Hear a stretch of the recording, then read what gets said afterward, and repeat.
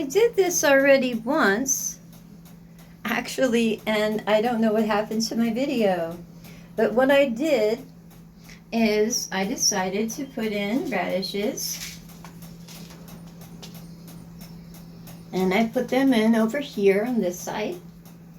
And I put in, maybe 20. And every time I remove one, it should take 60 days for them to come to production. And then every time I pull one out, then I should drop a couple of the seeds in its place. And then on this side, I put in a nice, about this much. I'm sorry, my video just didn't come out very well. And they're going to take 90 days. Well, the thing is I'm running out of room. I've got like 50 plants now, and it takes me about 2 weeks to really care for all my plants before I have to start again, which is pretty good timing. So I went ahead and put in the baby watermelon, the sugar baby watermelon, in the very middle here.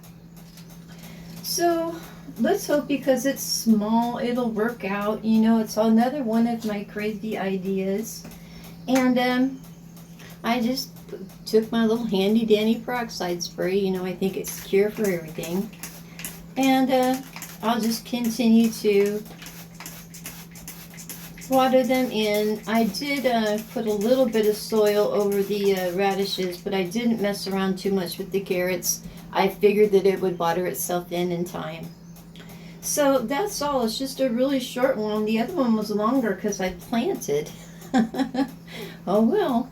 So you guys have yourselves a lovely day, and I will as well. I can't make any more plantings until I do my salad garden, and I have to show you how to make a grow room. And I need to pick up a breaker bar to do that.